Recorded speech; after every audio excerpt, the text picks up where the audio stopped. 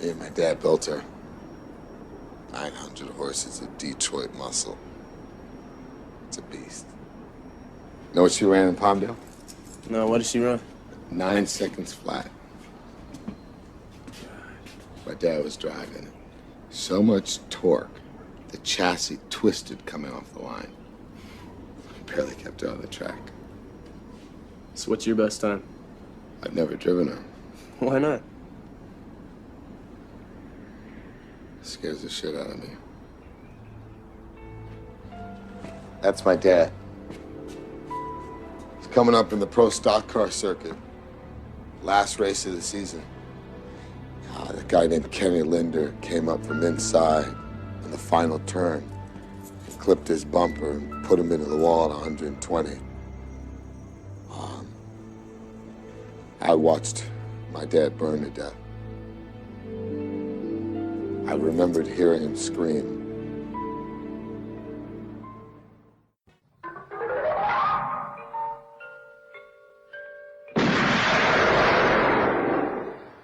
Do you expect me to talk?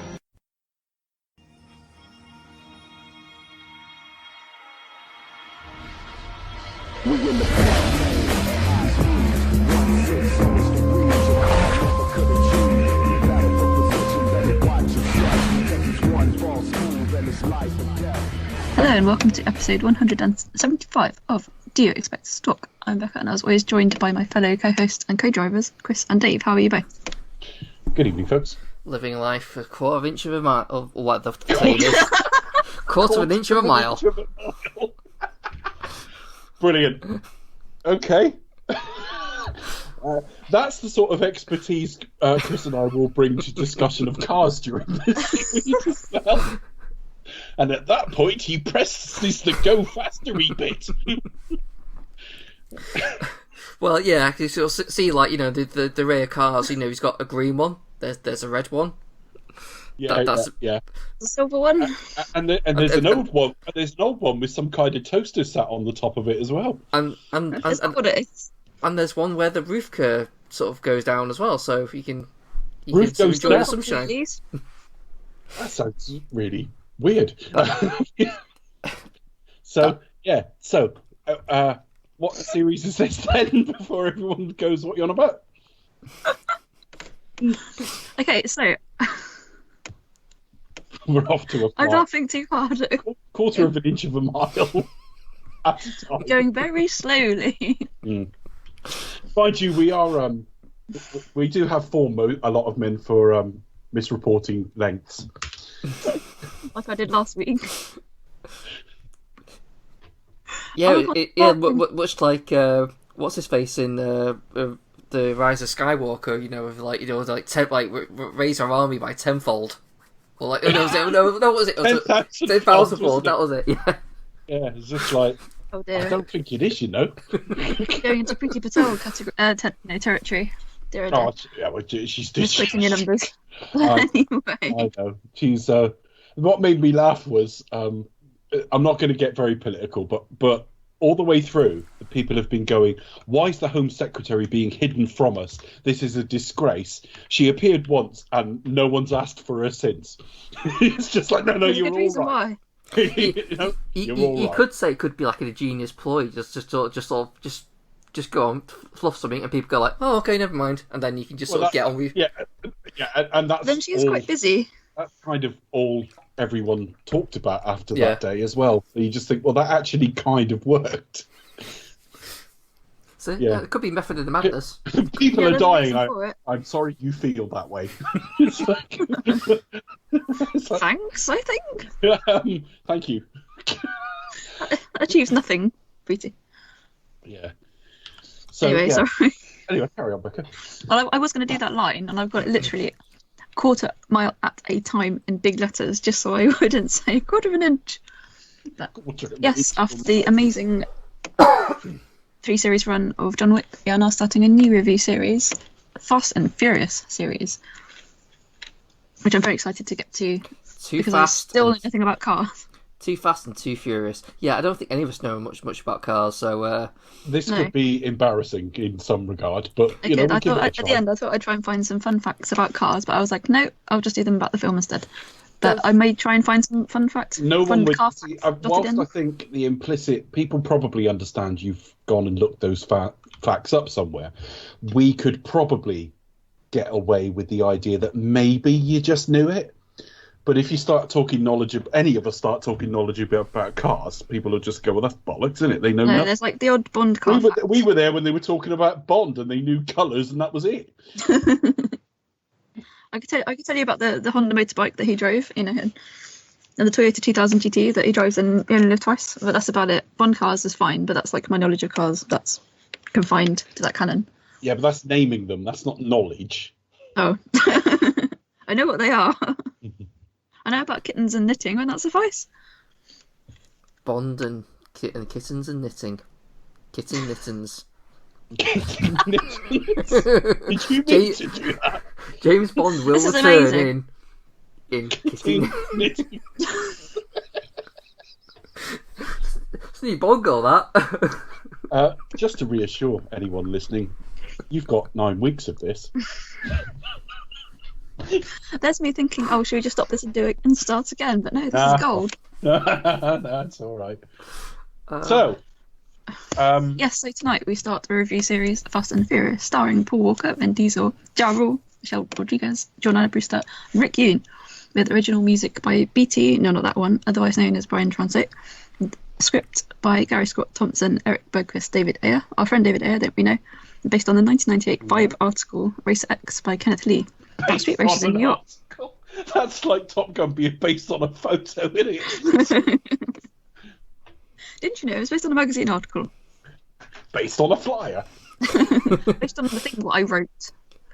Anyway, directed by Rob Cohen and released in 2001. Oh my god. Well, I would say that makes me feel old, but I didn't actually see it till 2013. Yeah, well, my history with the series is this came out when I was about 24, something like that. And I took one look at it and thought, and turned my nose up while snootily drinking a cup of tea and wearing a monocle, probably. I got very fucking pretentious about it. There was no way I was going to go and see this. And if I'd been tempted to get involved in the series afterwards, calling the second one Too Fast, Too Furious put paid to that. So I just thought it was going to be a load of dumb shit. So anyway, they just carried on being released. I mean, there was quite a gap in the early days between some of them. I mean, Tokyo Drift, which we'll get to, felt a little bit... I mean, I haven't rewatched it, so this isn't a quality thing, more a sort of feel of the series. Felt like we were getting very close to direct-to-DVD sort of territory. And I don't think it was until Fast and Furious in 2009 with Justin Lin. Well, I think Justin Lin might have done Tokyo Drift as well, actually. Yeah. But certainly getting some elements of the original cast back together and the people that we'd met, you know, through the first couple of films as well. From 2009, it starts morphing towards the series we know. But I still wasn't interested. Yeah, I just wasn't interested at all. And then Fast 6 came out in May 2013 in this country anyway, and a friend of mine said we're going to see it, and I just said, really? Oh, okay. So I walked in, and again, still totally, I might as well have walked in a smoking jacket. I was such a fucking snob about this series, because I walked in, took one look at an amassed array of like crew cuts and tattoos and thought, this is not my audience, right? And I sat down and watched it and absolutely loved it, to the point I went to see it a second time. So Fast 6, I'm in. It's a little bit dumb in its way, but it's actually got a surprising amount of heart, and it's quite fun. And you could tell that most of this crew had quite a bit of chemistry as well. And we'll get to all that as we go through the weeks that follow. What I then did is went and bought the 1 to 5 box set on like Blu-ray just to see the first 5. And it was really disappointing, actually, because I didn't actually enjoy any of them till Fast 5. Whether I still feel the same about the first few, we'll obviously get to. but I was then in, and the films have been sort of released fairly regularly since then. Obviously, Paul Walker died about 4 months after I sort of first saw most of the films, and about 6 months after I saw the first one of the lot. So yeah, I've got not that long a history with the film. It's only like 7 years now, when you think this has been running for 19. I avoided it like the plague. I watch it now. I enjoy them. Do I still look down my nose a little bit at them? Not really, but I will sort of. They are a little bit. I will still talk of them occasionally like they're a bit special needs, in that, like, I find myself talking about Fast Five, which is the best of the series in my view, and I always call it a dumb Ocean's 11, and that's very faint praise and a bit patronising, to say the least. It's like Ocean's 11 if you knock its IQ to the floor. And whether I'm going to do that through the series, I don't know. But that's my history with the series. What about you guys?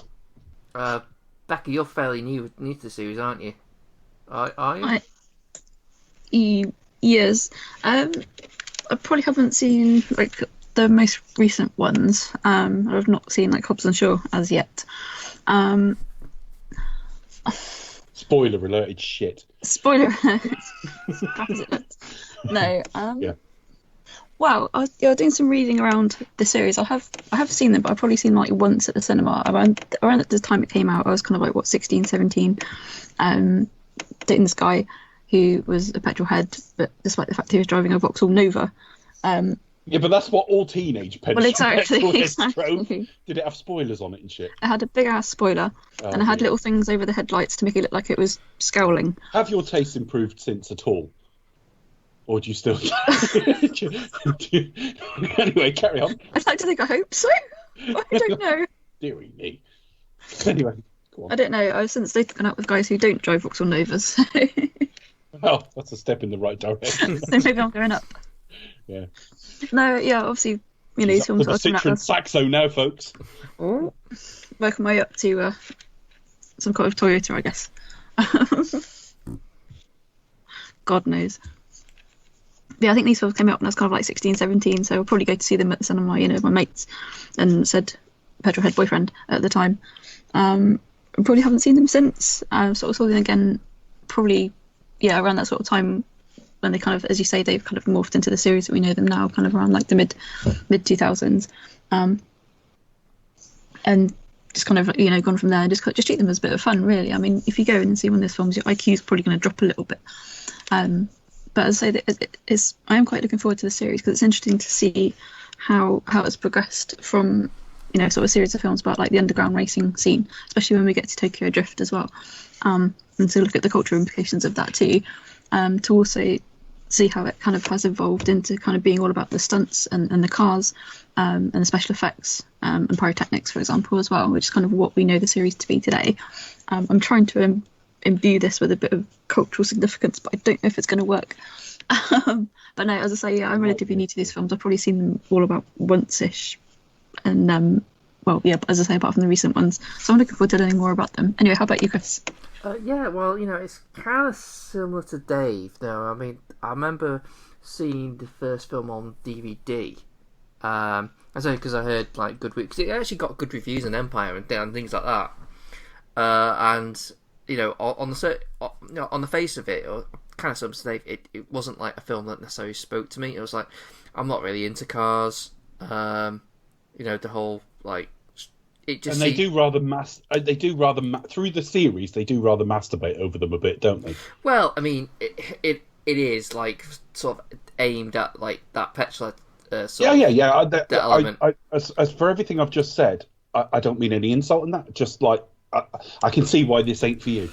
Though, you know, looking back now, like sort of looking at the film now, it's you know, I suppose in all the films, like the cars are just basically there.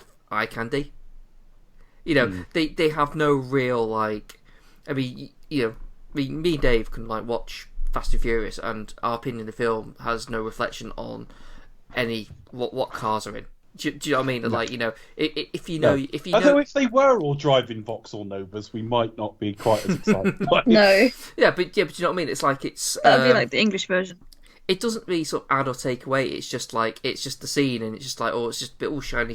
You know, it's like, you know, they're there. If you know your cars, then you can like sort of spot it, but it doesn't impact like the characters or the story or anything like that. They're just kind of like, if anything, at best, they're plot devices. Do you know what I mean? So yeah, I don't think if it really was matters. British, Dom would have probably inherited a Triumph Dolomite, and it would probably be called the Speedy and the Right Browned Off.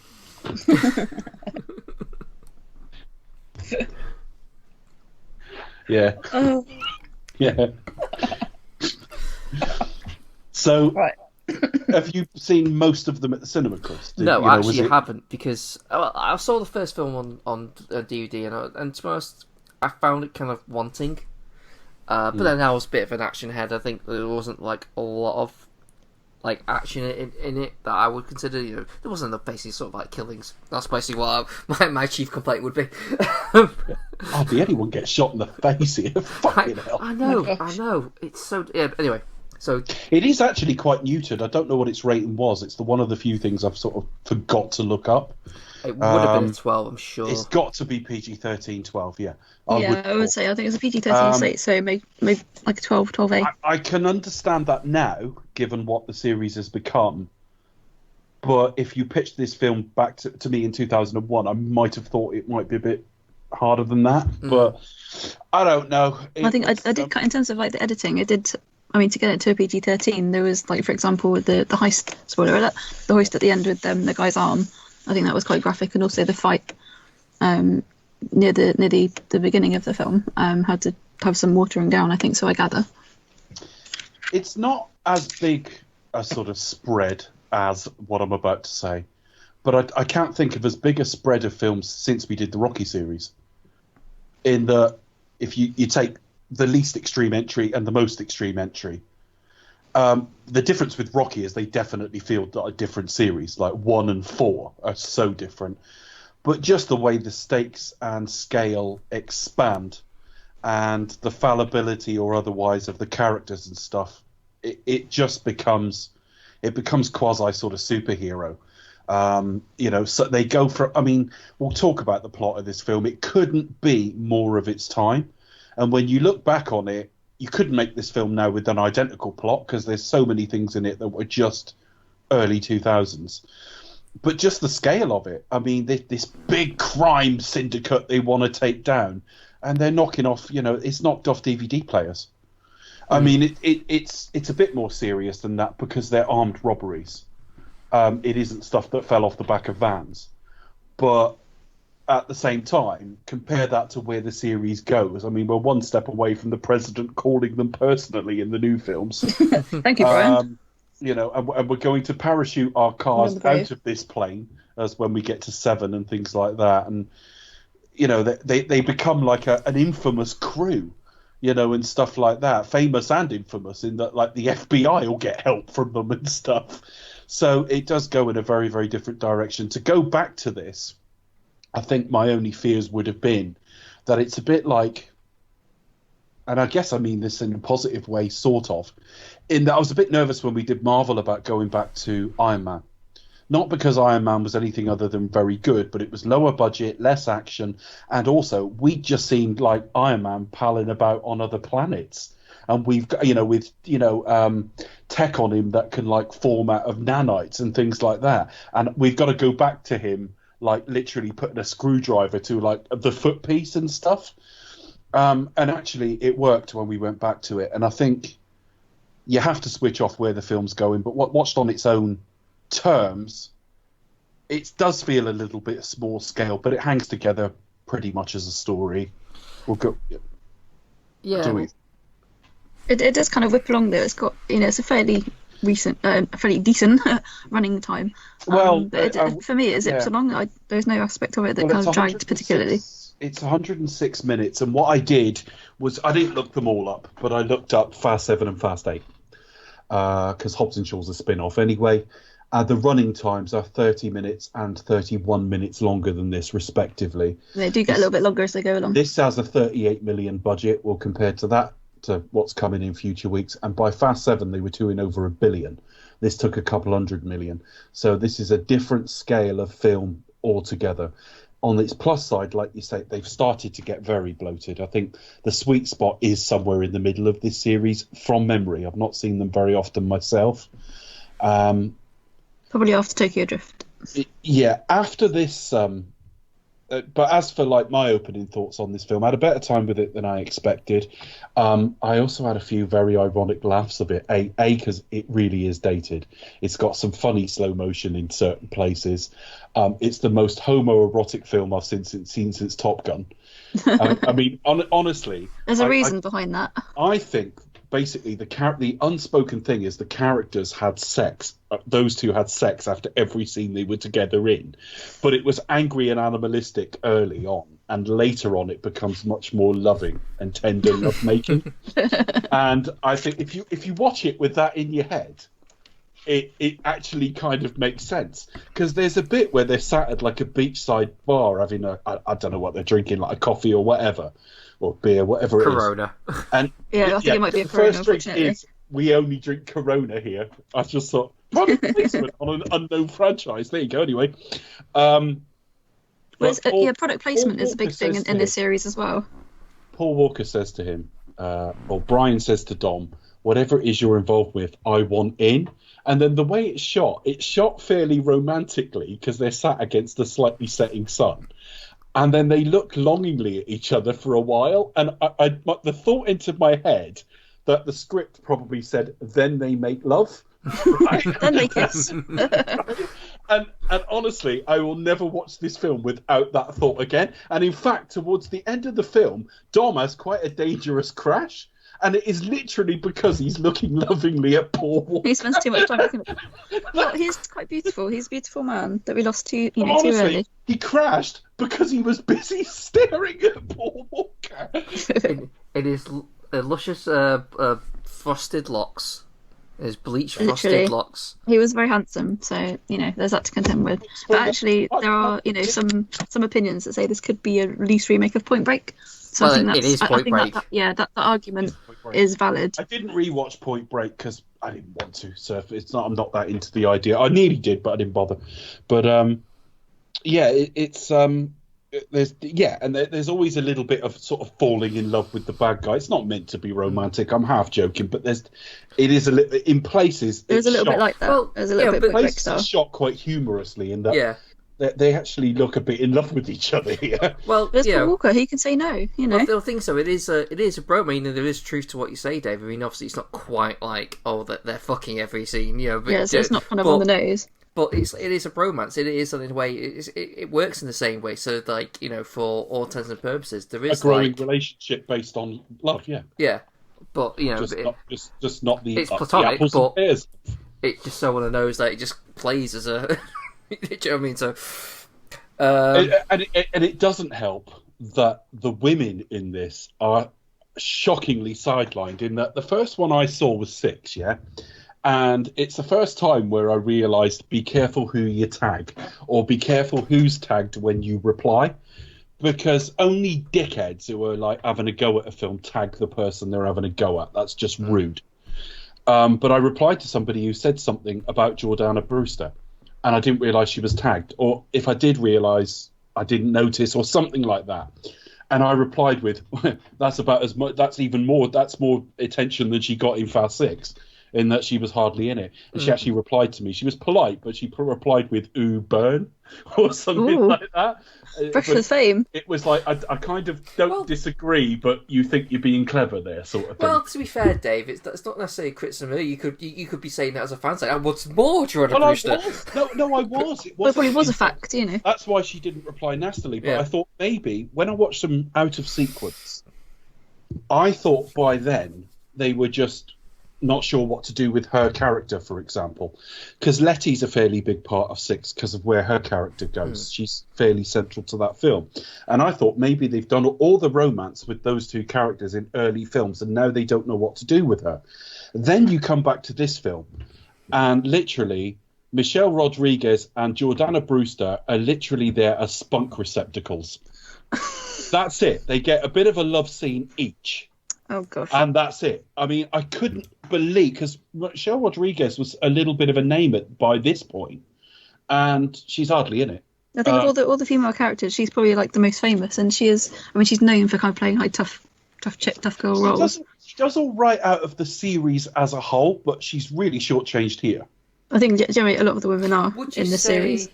Let's just say hypothetically, she like is shortchanged as like say the other members of the crew, because I think her role is basically like a member of the crew. I mean, she happens to be Dom's girlfriend, but that's just like. That doesn't give her any more like currency, though, just because she's got that position. I'm sat here 3 or 4 hours later, and I can probably only name Vince. So there's probably something in what you're saying, but the relationships. I mean, it's mainly between the two leads, really, isn't it? You don't really find out. Certainly with Brian, I've just been joking that he's in love with Dom, and that's why he joins. But half the reason he gets drawn in is Mia, and they don't do a lot to sell it. They kind of, what makes me smile is when he turns up at the house with Dom after like their early meetings, and there's a party going on. Firstly, Jordana Brewster realizes Brian's walking in, and immediately whips off her top to change, and the camera work is brief enough that you don't see anything, but it implies nudity. Then it cuts to downstairs. I just got parts in my head. Oh, what was that? Never mind. Yeah. Then it cuts to downstairs, and it's two women kissing, and I'm just thinking, I would find that progressive if you didn't know that like your key audience is 15 here. Do you know what I mean? It was a little bit. Look, guys, cars, gunfire, titties. It's pretty much it. I just love how the party just implied that like everyone gets one Corona each, and that's it. Yeah, literally a stingy party. Oh my gosh. Yeah, it reminded me of the party like she tried to run in Spaced or something. It was just like, oh my god. Worst movie parties. Yeah, it was.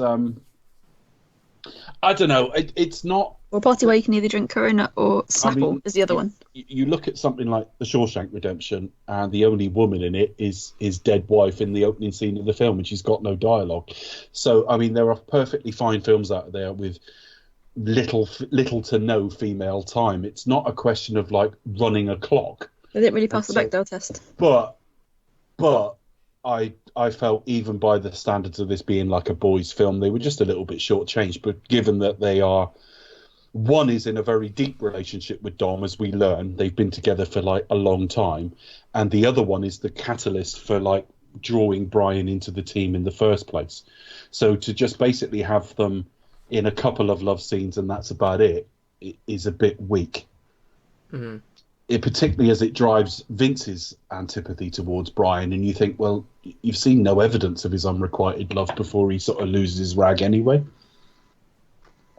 Yeah, but, I mean, it's always harder when you do these kind of bromances thing and have a love interest because, you know, one has to give, doesn't it? And so you think, well, what's the main one? Well, it's the one between, you know, Brian and Dom. Yeah, so, no, that's true. That's true. It's not a major fault, but it was noticeable, and I think it was noticeable through like 2018 to 2020 eyes, in that these things have become more noticeable. And again, you look at something like The Irishman and people complain about Anna Paquin's lack of dialogue, and I think you've absolutely missed the point of the character entirely. Her silence is the point. And so it isn't a question of, you know, she only had 19 seconds of screen time. You know what I mean? Yeah. It's not about that. It's about the fact that I think if you pitched this film now, during the development process, this execs would be pointing this out. They may not massively change the film, but they would just be pointing out and saying, you've got to give those two ladies something more to do. Just something, because at the moment we're not feeling any of the character motivations that are linked to them. But, I mean, they make up with it. Show more tits? I don't know. Yeah, at least show some muff. If you, yeah. The guys get topless. What more do you want? Eh? Well, I don't know. Muff, I think. Yeah, no. I mean, Chris was right. Yeah, I mean, they make up from memory. They make up for it to a degree with Michelle Rodriguez. I don't really remember too much of Jordana Brewster after this point, other than. I totally forgot she was in it, unfortunately. She was wasted. The other thing, I think, going back and watching this the wrong way round is, it's a bit like when you go and see a band and, like, but they're a band from 30 years ago, and they're still using the same name, but you've got one person you know and a bunch of like new people. That's what looking at Dom's crew in this film is like, because it's all like he's got a crew, but it's none of the ones we know. So we've just got used to these people who've turned up year in, year out in the films that follow, and none of them are here apart from the main two. Yeah, it's pretty much them, because Vince shows up in 5, and that's it really. Don't hear about the other one.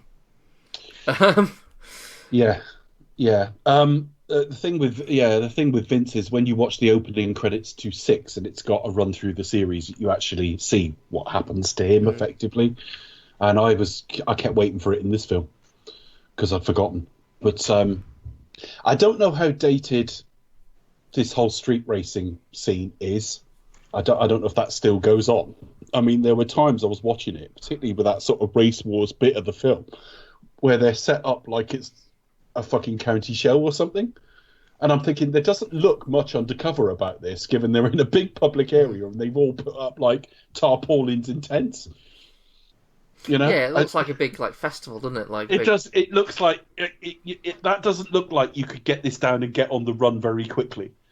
But I don't know. But maybe people who are from sort of the West Coast might tell us that this does exist, even if obviously probably. You can go back and read the original article. I don't know if he's done like a follow up on it since, for example.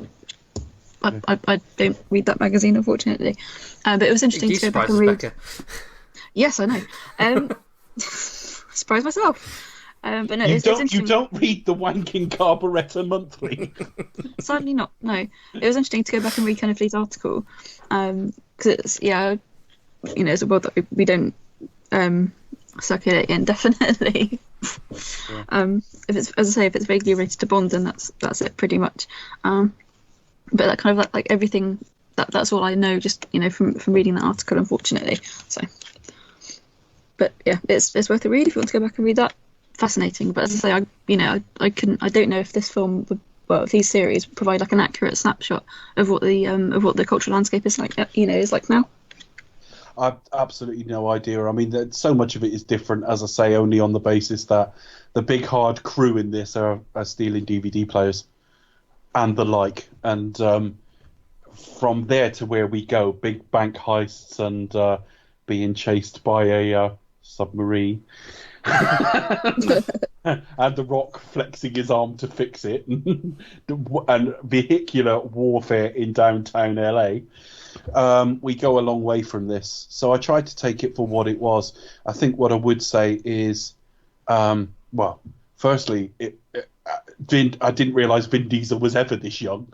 And the thing is, I would have. He does look young, doesn't he? Not that he looks old now. But... I mean, I would have watched him at the time in things, but the aging process is so subtle, and he's always been bald anyway, that when you actually go back and watch this, and he's 30 pounds lighter or whatever, and like you can still see the outline of a hairline and things like that. You just realise how young he looks, and obviously Paul Walker in his luscious locks looks. He never ages. He looks the same, whatever he's in. You think so? I think Paul Walker looked significantly older by the time he died. He looked very well. He looked very good for 40. But obviously, with the sort of blonde highlights, it may just be sun bleach. Yeah, that's true. I guess. But he still looks good, though. That's very youthening, if that's a word. Yeah. So we can see the beginnings of it here. I thought they did have real chemistry, those two.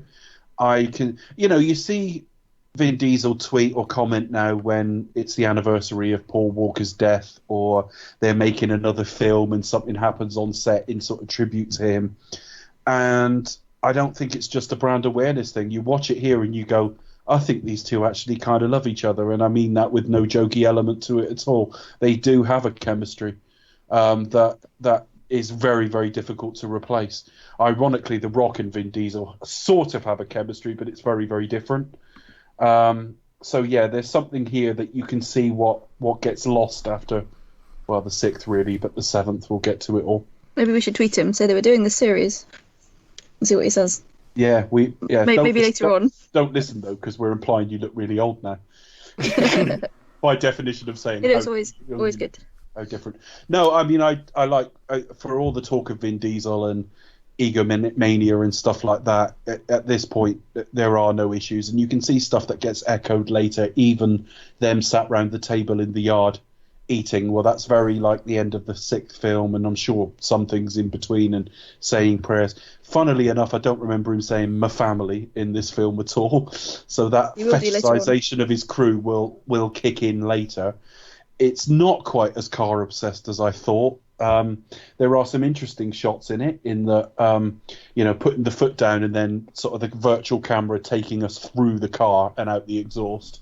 That sort of stuff's kind of interesting. Some of it's dated really badly. They're trying to go in and out of cars, very like they've tried recently in the Netflix film Extraction that came out last week.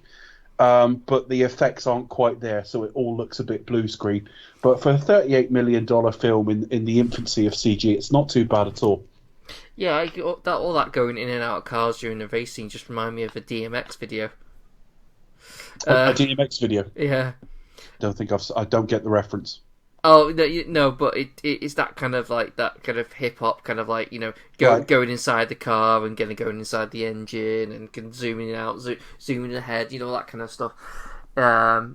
If you go and watch Extraction, the Chris Hemsworth film, so that's just at the time of recording dropped on Netflix a few days ago. They try to do something very similar, but with much more modern techniques, in that it passes off as real. Unfortunately, the problem with it is there's so many shifts in perspective that it actually killed tension, in that you're too busy going, how did they do that, to get caught up in what you're watching. It's a little bit, the thing I likened it to in the review was when you watch Spectre. Well, that car chase in Rome isn't very good anyway, but what makes it worse is he's having a really relaxed chat with Moneypenny on the phone. And you think, what a what a distraction from any tension. And I thought the thing in Extraction is too technical to work. It's trying to do something a bit like Atomic Blonde did, but Atomic Blonde's sequence was slightly simpler. And they tried to do it in this film, but the effects aren't quite ready. But at least you can see evidence Rob Cohen has actually thought about how to present action. Yeah. Rob Cohen at this point would have probably been best known for Dragon, the Bruce Lee story, which is the film that postulates he died because of a curse, and so did Brandon. Yeah, I watched a little documentary on about the curse of Bruce Lee, and I it showed like clips of Dragon, the Bruce Lee story, and looking back at it now, it feels very in poor taste. Like, just to highlight the fact that, like, it is. it's the fact that he's, the whole thing is him trying to save, his son Brandon from the curse. But in reality, well, they both died. So I know. But it just seemed a little bit like. Yeah, it's just like when you see biopics, you feel like you at least want to learn something. And what you've postulated is something arguably impossible. So anyway. But after this, he went on to do a range of things. But the very next thing with Vin Diesel was Triple X, which might be the only film I can think of, apart from this, that is as dated. In that was the film that was meant to, be the new Bond. And of course, the new Bond, quote unquote, for the years that followed was Bourne, which came out the same year. He even kills a Bond lookalike in the opening. A Bond lookalike gets killed in the opening sequence, and it's all kind of all snowboarding and that kind of stuff. There is a really good sort of avalanche sequence in it that is tense. That is really tense and hard hitting, but the film itself hasn't really left any footprint. Since then. I don't know what else he's done. He hasn't directed an awful lot. He did direct Alex Cross. Stealth I haven't seen, and he directed The Hurricane Heist, which strikes me as, even though it used all the same sort of fonts as this series, it struck me as barely above a Sharknado. Yeah, I don't think I've seen it. It's not very good. No. Save me a job, thank you. I mean, the bad guy is what's his face from The Office. Bloody good rep. What's his name? Ralph Ineson. Yeah. Oh, that guy. Finchy. Yeah. Finchy, yeah. Yeah. Yeah, he's actually the bad guy in it. So nearly done, love. well, that's blockbusters. Yeah. Yeah, you'll have to look up The Office if you want to catch that reference, but I'm sure you can guess what it was from the dialogue. It's pretty obvious. Nearly don't laugh. You see him in a lot of British commercials and stuff like that, and I don't know what else he's been in. He's turned up in loads of stuff. He's but been he he was in The Witch, wasn't he? I don't know if anyone's seen that, but that's. I haven't. He's turned up in loads of stuff. Nearly everybody listening to us here have seen him, whether you know or not. But if you go and look up Hurricane Ice, look down to Ralph Ineson, you'll see who I'm talking about. But yeah, he sort of made his name in this country with a mixture of voiceover work and obviously The Office. But he's been in Game of Thrones and all sorts since then. Harry Potter films, loads. But yeah, so that's where we are with this film. Obviously, it was the start of Vin Diesel's. I say it was the start of Vin Diesel's career. Pitch Black was before this. Yeah. I was going to say, yeah, Pitch Black, I think. But this is kind of one that sort of launched him, I guess. Pitch Black's one of those films I've only seen once, and I don't quite get the fuss about.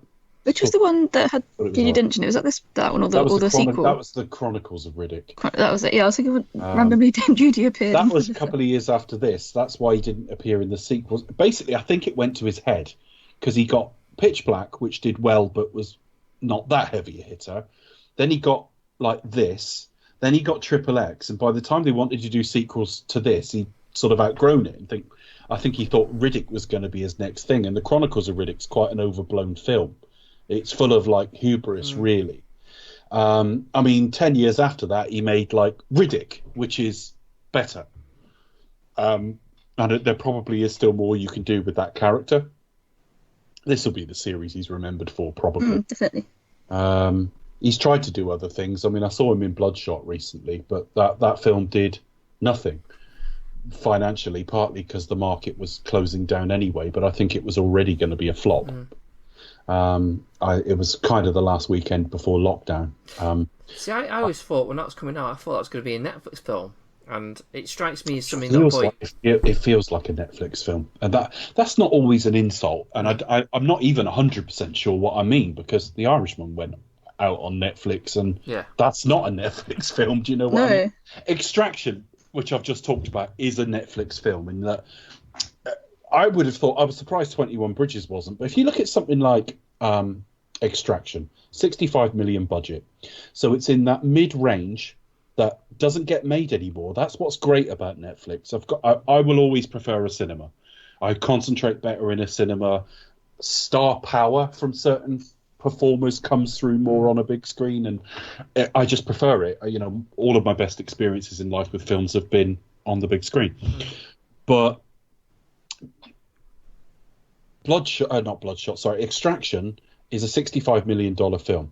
When you think most films now are either under 10 million or over like 150, that mid-budget film isn't getting made very often anymore. I mean, you're more likely with an Extraction because there's action in it, but it's a first-time director. Well, how many first-time directors have been killed by poor box office on their debut? So and you can work with effectively an inexpensive, nearly A-lister, in that Chris Hemsworth's a star, but we've yet to prove that he can open a film by himself. So Extraction's perfect for a Netflix, and when you watch it, it's got that kind of quality of, this isn't bad, but I don't know how you would market this to get people paying, but it might tip a few people into getting a subscription, because I was Chris Hemsworth or whatever, and there's loads of other stuff on Netflix. And I think Bloodshot's a little bit like that. And I think the problem with Vin Diesel now is Vin Diesel plays Vin Diesel. And he's not bad at what he does, but that Bloodshot is a comic book. And yet within 10 minutes, Vin Diesel looks like Vin Diesel registered trademark, in that he's in his wife beater and all the rest of it. And you just go, that could be Dominic Toretto. You've turned up as international star Vin Diesel. Now, that's kind of why they hired you, but where are the accoutrements of this particular flavour of you or your character? And I think that's been slowly coming since The Fast and the Furious, because this is where his brand is built. He's no longer the extreme young, youthful sportsman of Triple X, because he's a little bit too old for that. but he's big and bulky and fairly muscled, so he can still do like a bit of a bruiser. And obviously the driving bit is not as sort of age sensitive anyway. But yeah, I mean, the funny thing is, Hurricane Heist went straight to like streaming, and it took so many of the accoutrements of like the marketing of this series, right down to font choices. But there you go. Shall we discuss this film sequentially, folks? Yeah, let's. So, let's really pull up my notes. So, yeah, we are first introduced to a great load of magic there, listeners. So and quite some music while he did it. do. Okay. Anyway, your listening is very important to us. Please stay on. Please stay and hold while Chris gets his shit together. Anyway, yeah, so we basically see like, you know, a crate load, you know, where we get like the titles and things like that. Basically see a load of DVD players. I think I had one of those back in the day. That's funny now. Because, I mean, people on film Twitter and that, there's still a bit of a fetishization of like physical media. But it's almost become by default almost like a prestige item. That it's only the hugest of film fans that really bother. And the people who don't bother at all. There's still people who pop into their local Tesco or supermarket and buy a DVD. But it strikes me because it's so cheap. Oh my god. Physical media is becoming a bit niche now. But DVD players were once really expensive, weren't they? They really were. Yeah. I think it was the PS2 that really got that format going. I think so. Yes. I think mine cost about £200 or something like that. Yeah, mine was. They were quite expensive. I think it was literally, and it was quite big as well. Now it's like. No, they're tiny. But now, like, if you want to buy like a standalone Blu-ray player, for example, you probably pay like, I don't know, £50 and upwards, for example. But it's still, you know, if you want like a decent one, you can probably pay like a few £100s. But it's still. Yeah. I mean, like, back then it was really expensive, wasn't it? I got a 4K player just before I sort of made the decision not to bother.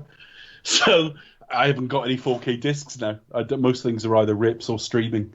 But I cannot. But I literally, my player is just for the USB to go in the front of and stuff like that. Oh. So yeah, USB. But yeah, my first one was I bought it in cash converters. Oh. in Kings Heath, Birmingham. Oh. Yeah. Of all places. Strangely enough, Halle Berry was not melted down for scrapping there. Kings Heath's quite an arty area, apparently. Kings Heath. It's just around the corner from Moseley, where I lived. Yes. But here it's kind of very artisan and bohemian. So those listeners we've got in the Midlands, when you next pass that cash converters, I was in there buying that and a copy of Toy Story 2. Is it still there after all those years? I would think so, cash converters. Because they do all right in like economic downturns and stuff, don't they? They do. And not only that, you know, various bonds have sold off their exes in there. Yeah, probably. So we start off with a heist, don't we? Yeah, we basically sort of see like, you know, the cars zooming along, and they steal the truck basically. Yeah. Hijack it. And I like how like sort of I like how this film doesn't take much attention towards the driver of the truck, because you normally get like reaction shots and go, oh my god, what's going on? For the first part of it, he just seems to be sort of like happily driving along, despite the fact there's a big sort of grappling hook gone into this passenger seat. Yeah, this is never going to be about sort of human cost, is it? No. This series, I suppose, because eventually we're going to need to side with the people who do this, and them scaring the shit out of people and killing them or anything like that's probably a step too far. It's a PG-13 heist, though. Although it's kind of no nonsense the way they smash out the windows and stuff, and you're left in no doubt it's an armed robbery. Yeah. But it's pretty. You sort of see you don't know. It's obviously they're all driving like these black cars, and yeah, you sort of they steal the truck, and you see, and we get introduced to Brian, and he's driving his lovely green car. Yeah. That's about as much as detailed I'm going to get. Not to knock anyone listening who's called Brian, because I know a few Brians, but Brian always strikes me as the name like Carl Pilkington would give his leading man. It is as well. You know? I think it is, isn't it? Yeah, call him Brian, definitely. It's a great name. It's a great name. Yeah. Because he grew up to be like a Brian. I think obviously a lot of this, it's. I don't know. I want to make a point, but I don't know how to say it. Well, go on, just have a go. I think that point is valid, but actually, I'm not going to say it. I'm not going to say it. All right. You sure? Fair enough. Anyway. Yeah, because I don't know how to say it in a non-PC We're not way. insulting the name. It's just certain names are like. It's like you don't get many action stars called Colin. but there's nothing wrong with the name. It's just. Well, it's always like it's either John or Jack or. Yeah, there's lots of Jacks. Tough and edgy, but like even with Brian, like with a Y, for example, or you hear it a lot in boy bands as well. Yeah.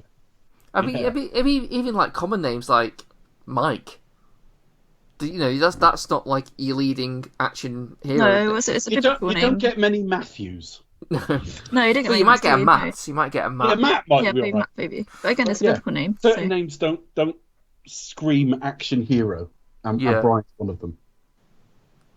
But my I don't know. I kind of feel like because in the first part of the film, obviously, and like the cultural landscape of this film, it's kind of made out the beat that he is like token white person, and it's just like. Oh.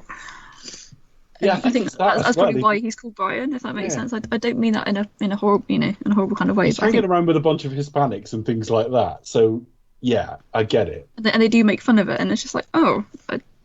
They could have called him Nigel or something. Nigel, will you give us a lift to the big race? Colin. All right. We spent way too long on that point. Anyway. Do we go straight to Brian turning up at the shop? Yeah, because basically, we established that he drives. And we don't know anything about him at this point, so he turns up, he's, chatting up Dom's sister. Yeah, Mia. We do know her name, but she does have a name. She's got such a small footprint in this series. Yeah. And she's such a driving point. Dom's just in the back, you see him like in the background, kind of overshadowing, should we say. Yeah, it's kind of like it's a store and coffee shop or something. Yeah, well, it's with the mechanics on the back of it. Yeah, well, it's kind of like a garage that does food. Yeah, because garages scream sort of hygienic and handling food, doesn't it? Yeah. Okay, so very strange business model, but he's been hanging out there now. Obviously, when you go back to the film, and anyone who's heard us reference Point Break will know, spoiler alert, that this is an undercover cop infiltrate gang. But two things. Firstly, he doesn't know he's infiltrating the scene, not the gang, because he does not think this is the guilty gang at this point. But secondly, the film doesn't actually tell us this at this point. He's just a driver who's turned up he's hanging around. He clearly likes Mia because he's going in there for a tuna sandwich every day. Yeah. And having a bit of awkward banter. Yeah, he's being persistent, isn't he? Yeah. Persistent is the word. I mean, yeah. I'm not sure how erotic a topic of conversation tuna is. But a nice sexy sandwich, I don't think. It's not a sandwich that you can eat sexily.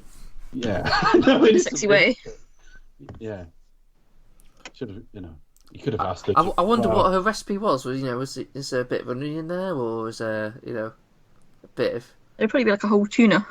If you've got an interesting tuna sandwich recipe, write to us and expect us to talk at gmail.com.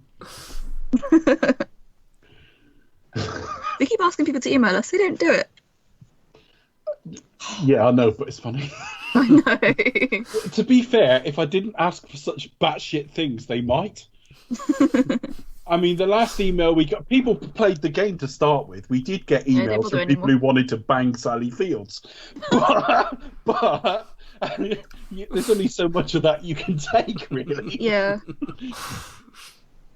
Anyway, never mind. Well done for the people who did write to us about banging Sally Field. Anyway, so, moving on. And Sally, if you are listening, there's offers on the table. Yeah, we can put you in touch with people. Although this is that for Iranian that you always wanted.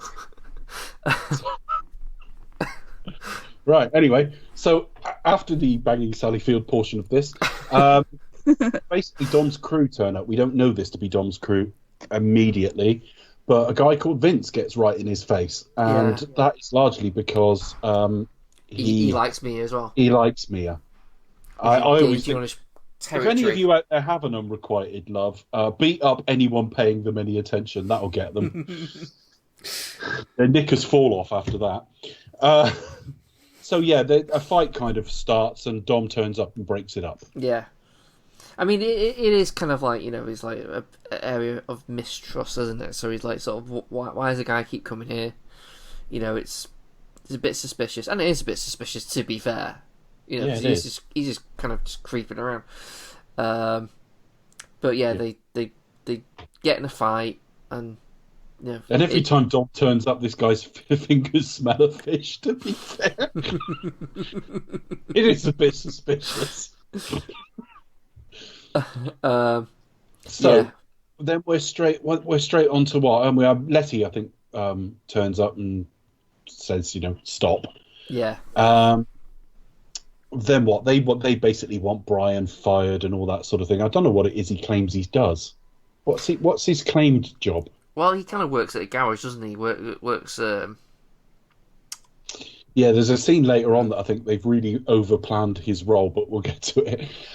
They go out then we sort of get to the night for the first sort of street race part of it. Yeah. And I think you see a lot of this sort of through the series, but it's not as central to the plot. It's almost like a touchstone back to what the series is. So you get street races in like Fast. It's like a QC 6. To a greater or larger extent, isn't it? Yeah, it's just something you got to have there. I mean, it does have a point in something like Fast 6 because he's trying to remind Letty who she is. But yeah, it never has as much central relevance as it does here because it's Brian's way of getting involved in the scene. Yeah.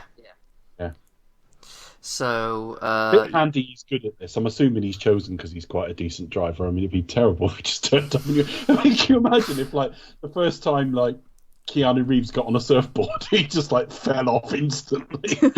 Be like, I'll see you when you get back in. That's it. Well, in Point Break, there was like a period of him like sort of having to practice and learn how to surf. So he was like, but he had no practice required. He turns up spot on. But I love the idea of him just turning up, going like, "Well, you just put your your foot on the brake, you put your foot on the gas." So what's the flag drops and he just fucking reverses.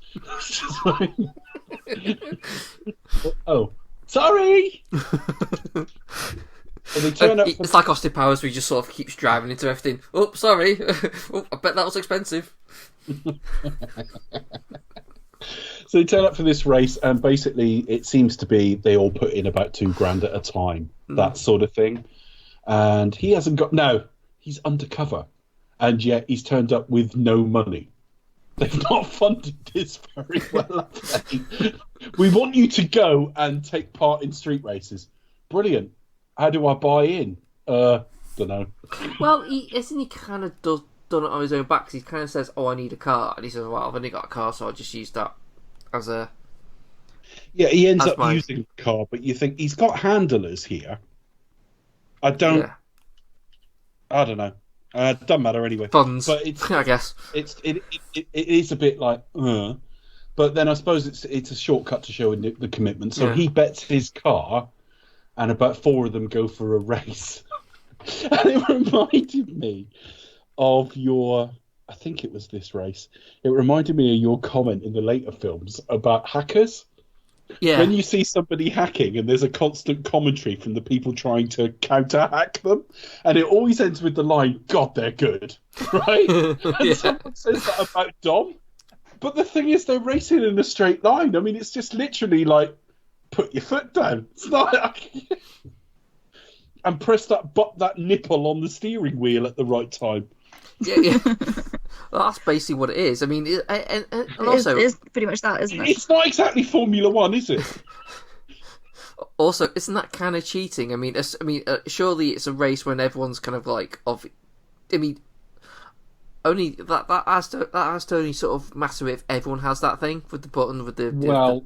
The one thing that might make it a little bit like Formula One, I suppose, is that that's an engineering battle as much as a driving battle. So if they're all working on their own cars, whoever does the best job, I suppose. But drag racing, from a position of complete ignorance, I must say, it might be full of a very specialised talent, but it doesn't ever strike me as the most about driving talent. But there you go. Well, the film doesn't really sort of project that too much. It doesn't really, it doesn't really address it anyway. What I love in this film is if someone's starting to lose or something, or they're a bit behind, we just get an insert of them changing into a higher gear and pushing their foot down. Yeah. Like, if they weren't behind, they wouldn't bother. I've got to drive a bit faster, all right then. Yeah, there's always that extra gear. It's like, I'm in fourth. I need to be in fifth. I'm already in gear 27. Yeah, the only time they didn't run out of gears was Rocky IV during that montage, because he does change gear up every couple of seconds. So yeah, street race, and something happens to his car, and basically he loses. And they're all like, "God, he's good." When Dom takes off, I just loved all the sort of the jizzing over like sort of the engine of it's got and the list of like a bunch of stuff that means absolutely nothing to me, but it's like I imagine that's impressive. I said that to means someone something. That means something to someone. Because a friend of mine said the other day, she said that like she'd had during the lockdown, she's had some problems with the battery of her car. My mother did as well. Now, there's normally got to be a fault for that to be an issue, because you should be able to leave your car on the driveway for ages. But my mum had to like buy a new battery for like 240 quid because it was a specialist one. But she said to me, this other lady, that she bought jump leads, and she said, and she's learned how to use them. And I said, well, basically, I just wait for some nice young man to come along. And I said, occasionally I have sort of popped up the hood, as you would call it in America. But I don't know what I'm looking at, right? I just stand there and look a bit concerned, right? So, isn't that what most guys do? Yeah, honestly, I could pop the hood of a car, and there could be a fucking Walls Viennetta looking back at me, and I wouldn't know any. I wouldn't know any different. I'd just go, well, that appears to be in order. that looks fine. Yeah. And then I used to be able to change a tyre. I did. My first car, I changed the tyre a couple of times. On the last couple of cars I've had, I've not been able to work out the jack at all. So I've just gone, oh, fuck it. It does appear that cars are getting more complicated. Yeah, but I'm not getting any smarter to match it. So anyway, I know nothing about cars. But yeah, they go and do a load of engine shit and like talking about different boosts and I don't know. Right? And there's a big crowd of people, and every time someone says something, they go, "Oh!" Yeah. I mean, at the end of the race, it's almost like a little bit of a SmackDown like rap battle type sort of thing, where like they did like the diss, we give like. Yeah, you had me. You never had your car. Ooh, you know what I mean? The trash talk is normally before. I mean, I've never watched a boxing match when they're all beaten up at the end, they go like, "I kicked your ass." It just doesn't happen. But anyway, I was about to say it's nitrous oxide. Then I thought, isn't that laughing gas? But it is nitrous oxide. I'm glad I had the same thought. It's laughing gas, isn't it? Hang on a minute. Laughing gas is. Quickly, let's Google it. Nitrous oxide. So basically, they're being propelled by the gift of laughter. Which is good because it's why aren't you unintentional? Given it all fires out of the exhaust, why aren't the people watching pissing themselves laughing? Shouldn't it be that they're all in the car looking super serious? And I must give credit to Paul Walker's serious driving face. That's very, very impressive. It's not quite enough of a parody to be like a coming face or anything. It actually looks pretty effective. But the crowd watching on the street should be just giggling because the air is being filled with nitrous oxide. Yeah, you sort of like just want to see like that shot of like sort of someone just like sort of walking past and going, like, "What was that?" And then like just thinking for a bit and then go and just like collapse, just like. It fits a lot, yeah. So it's all the sort of like little shooting ticks we're going to see through the whole series, though, the foot down and the gear changes, and the just trying a bit harder when you go behind. Like, that's how it works. Like, you're taking it easy. Then what happens? Oh, there was a point in this film. I don't think it's in Becca's fun facts because she didn't know when I told her earlier.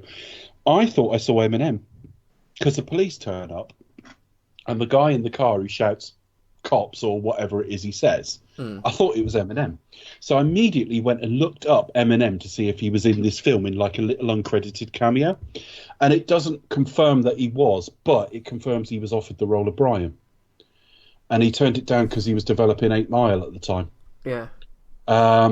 So I don't know if it was. I certainly didn't see him in the credits, so it is literally uncredited and no one knows about it if it's true. But obviously Brian's called them in. So, yeah, what then? Police alert, everyone flees. Yeah. Dom runs.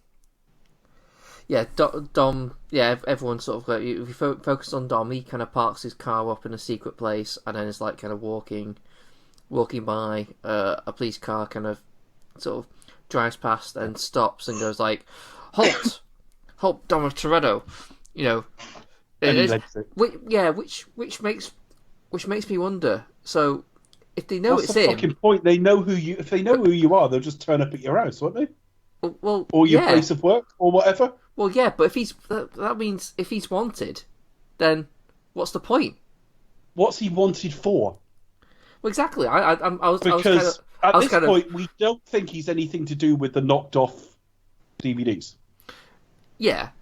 So it's probably something to do with the street racing. But if they can't place him at the scene because they've already spotted him walking down the street, at this point, he'd literally just be a suspect. In which case, he would just deny everything and be like, "Well, where's your proof?" Either, put it this way: either they've got something on him, so him running is pointless, or they've got nothing on him, and him running is suspicious. Yeah. It's not a great idea, is it? Yeah, exactly. So, but anyway, Dom gets picked up by Brian, and there's something about this that, cheese aside, works quite well because Brian saves Dom's ass a few times in this film, but not enough to make Dom look incompetent or anything. Yeah, you know, he does prove his worth many, many times. And they talk about their pasts, and Brian denies ever having been in prison or anything, and then it turns out he did 2 years in juvie or whatever it is. I don't know that he did. I think that's just his cover story, and they've sort of researched it with their high-tech computer skills. yeah, we haven't got a computer internet expert at this stage, people but just Google someone's name. Yeah. We think that's some high-tech hacking. Someone's just typed in Brian. And that's it. Into infoseek.com. Oh my gosh. Yeah. So then we hear that he's been in prison, Dom. And that's about it. It's still, I think after that, they go straight back to the party, don't they? And this is where we meet applied nudity and lesbianism sponsored by Corona. So before that, we meet the Tran gang. We get introduced to them because they end up in their territory after escaping from the cops. Featuring Yoon from Die Another Day. Now, if you'd said to me at the time, next year he's going to be in the Bond film, I'd think, what a promotion, eh? Now, this series... He had a sparkling personality. This series at the current time outgrosses Bond, and he was in, one of the worst ones. So there you go. Rick Yoon is the chief bad guy, Johnny Tran. They talk about a race in the desert and then shoot up Brian's car. Yeah. Which explodes with the gift of laughter. Yeah, it does that thing that sort of when car explosions does when it sort of jumps 10 feet in the air. What I love as well is it's clearly a process shot as well. I don't know if it's a miniature or whatever, but Brian's running towards the camera and suddenly it fades to a poorer film quality, like multiple generations, a bit like Blade Runner, and then it explodes and it just doesn't look right. It's not an horrific effect, but it's it's a 1990s effect, even though this is 2001. So anyway, now they go back to the party, which is just full of women making out, and a Corona each, because he kind of does, he goes over to Vince and he kind of gives Vince shit for well, not picking him up, which no one else has actually done. So I'm not sure why it's Vince's. Because we need to hate Vince until the end of the film. That's what it is. I mean, I'm not being funny. He does get kind of shit on here. I mean, I didn't realise it was his job to, like, you know, suspiciously follow Dom around. He steps over his girlfriend to go to him to give him shit. You think she didn't fucking turn up either? Or any of his mates. But anyway, they were all back at the house. Some lesbianism, actually. Yeah, sounds fair enough. He takes his Corona, which he suspiciously hasn't drunk any of it yet, and gives it to Brian and said, like, that's Vince's, so enjoy it. Which pisses Vince off, but in the back of my mind I'm thinking, surely... What do you mean that's Vince's? Hold on a minute. Surely, like, you know, he's got a big fridge full of them, whilst he's like, well, fine, I'll get another one. Yeah.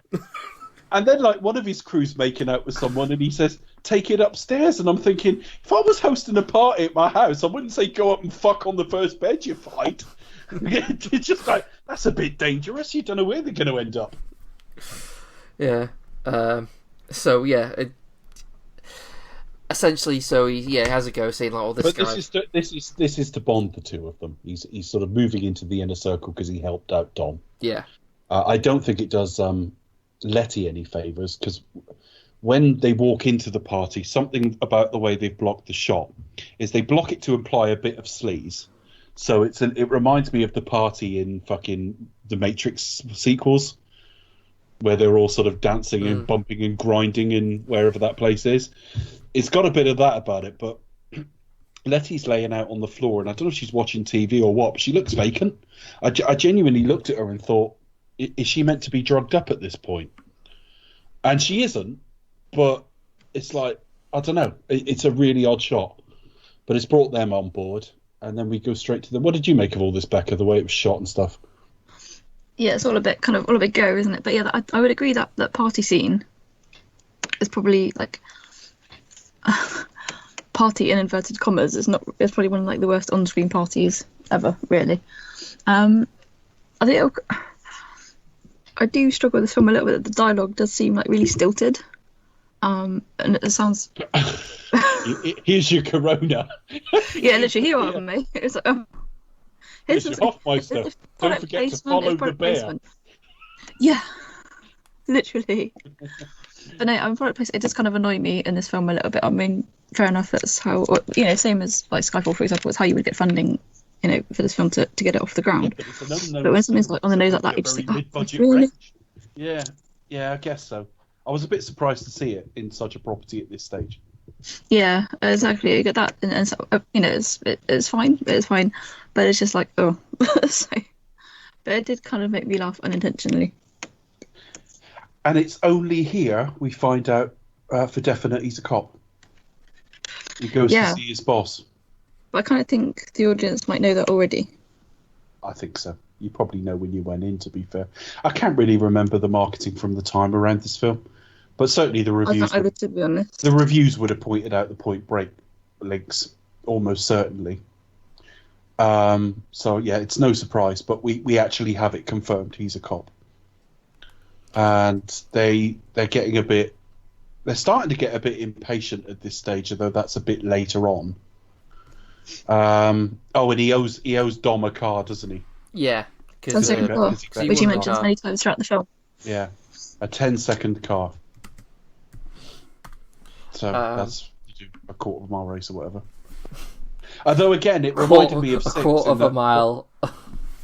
I know, but it made me laugh because it's a quarter of an inch at a time. The race we've just seen went on for a lot more than a quarter of a mile. It just did. And that reminded me of 6 when we get to it, folks, if you haven't seen Fast 6, it's quite a long runway this airport has. It has, yeah, a really long runway. We'll get to it. You could do some basic fag packet maths on it, imply it's several miles long. Then what? Where do we go from there? So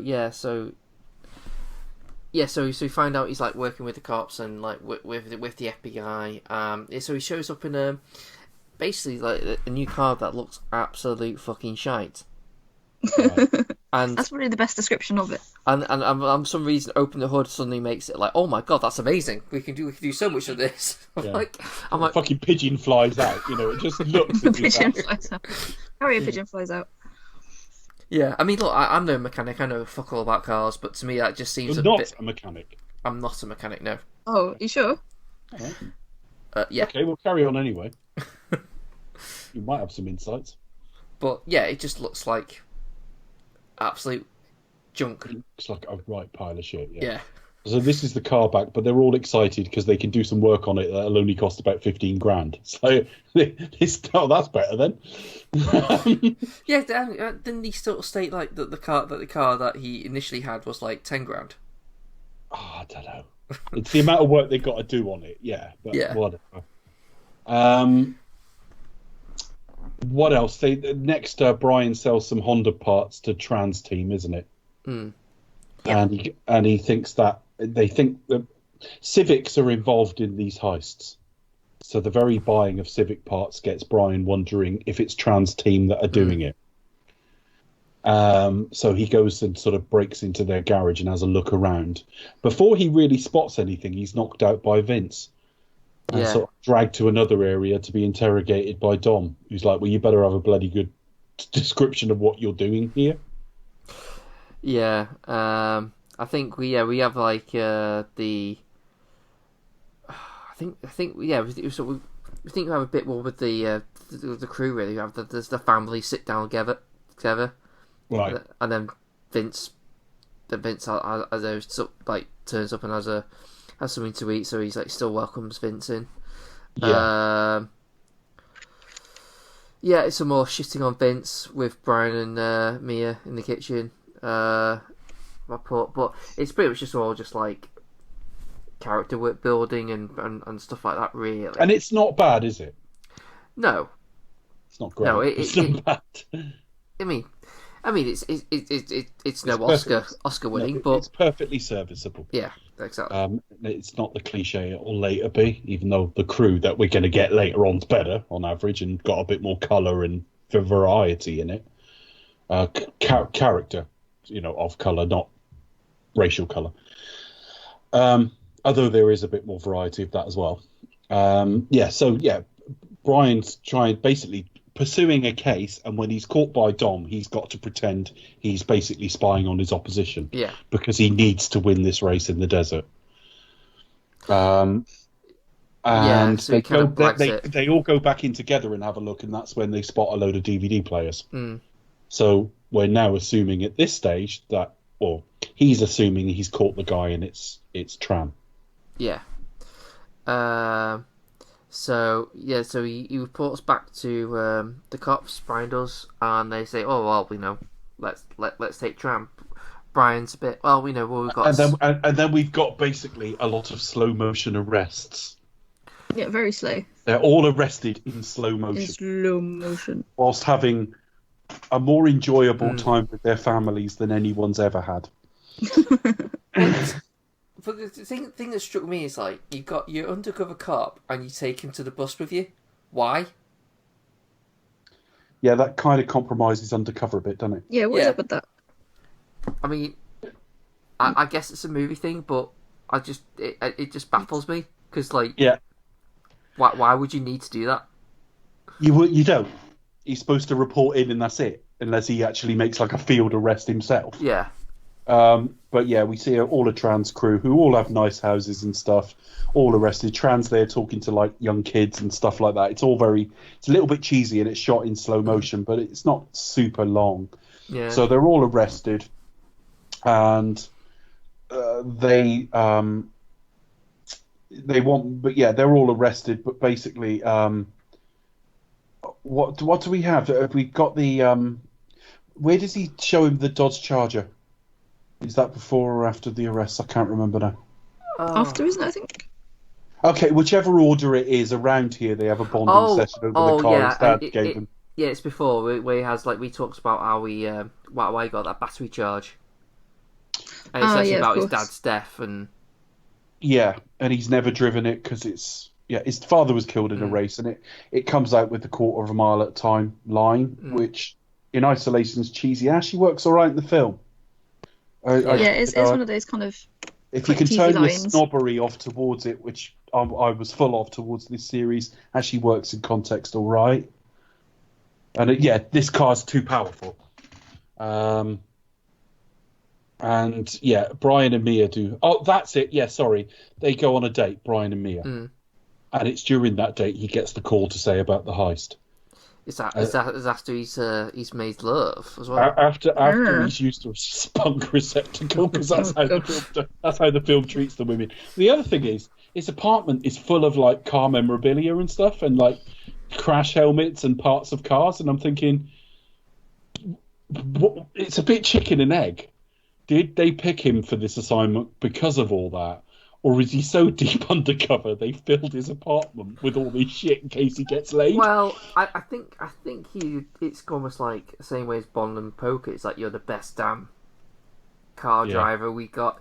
But I think there will be an element of like he's into this stuff anyway. So, but it is like ridiculous the first time, unless they're at her place. I've never really thought about that. It's possible, but I think they called it his place. But I'm not sure. Whatever, they're basically making love, and they then do Billy Ocean on, and then it turns out that they bought all those legally, which you just think, what a waste of 10 minutes of the film that fucking was.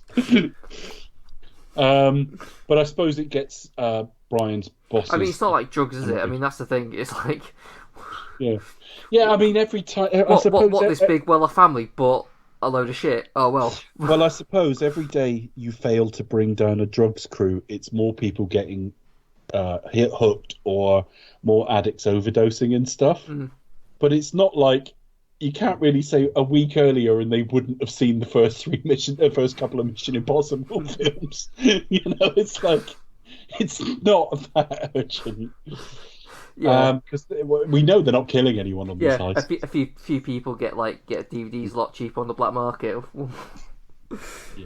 So the next bit is the boss gets really pissed off with Brian because it was a bit of a wasted thing. They think it's Dom, and that Brian has got sort of blinded to that because of Mia. The actual truth, he's got blinded to it because of Dom. But there you go. But he doesn't argue his corner. No, it's Dom I want. And then when they go for this lunch the next day, that's when they talk over lunch, and he says he wants in, and Dom hands him a card and says that's race wars. Do well at that, and we'll see. And then they go and make love. That is undoubtedly what happened off screen. Yes. Over a nice sunset. And so we have the race wars, which plays like a fucking county show, is on. Everyone turns up with their like tarpaulins. Oh yes. And there is a punch up here because Tran accuses Dom of snitching on him, basically. Because Jesse, the one with ADD, the genius but that has ADD of the crew, he races Tran and loses, and then just drives off in the car. But and Dom kicks the shit out of Tran for basically accusing him of being the reason he was raided. And then later that night, they're obviously sort of staying out in that field for the night, and he sees Mia arguing with Dom, and Dom driving off, and he just says to Mia, like, are you normally that upset when he's driving off? What's going on? And he gathers that like they're off doing another raid, and he obviously then confesses to Mia who he is. And that's it. So So then what? This is the hijacking job, and again. So he convinces Mia to help him to find out where they're gonna go. So they basically have the job, and it's the only one that goes wrong. It goes quite incredibly wrong, and I have to give Vin Diesel some credit here in that, like, when he's trying to stop what happens to Vince, and we'll talk about that in a minute, he does look genuinely fucking unsettled and scared as he's being shot at and stuff like that. There's actually some tension and stakes in this. And what I kind of like how we never see the truck driver. It gave off like a little bit of a dual vibe. Yeah, it did. I never thought about that. But the other thing is we're getting it from their perspective because what you do is you snatch almost a couple of frames of him. Like, or... See him load his gun, yeah. Or you just see the gun and the guy behind the gun's a little bit out of focus. I did some reading around this. Apparently the truck driver was Kevin Sorbo from Hercules, I'm going to say. Oh, I know who you mean. He was the lead. Oh, I know who that is, yeah. Disappointed! Sorry. Disappointed. For anyone not listening, there is a clip of him screaming disappointed. And He sounds like that. No, it was a stage direction in his script. And he thought it was dialogue.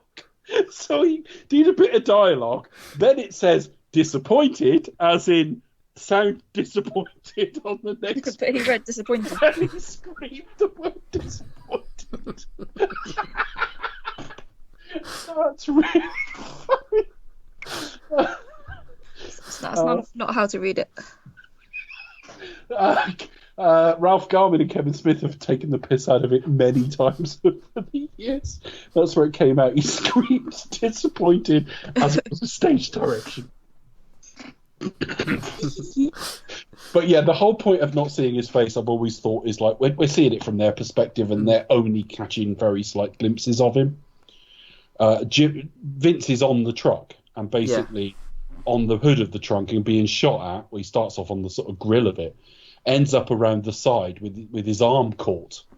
And every time Don tries to turn close, their speeds are not quite matched, or the truck driver's got the presence of mind to sort of turn slightly away from him. And then he blows out the wheel on Dom's car anyway. But at the same time, obviously Brian's worked out where they're going, and he's in hot pursuit. And he races past Dom as Dom sort of goes off the road and just sort of takes the race on. Mia's driving, so he's able to sort of, get out of the car and, sort of onto stand up and do things like that. And they get Vince out of his sort of trap. Yeah. But he is shot in the process, or hurt in the process.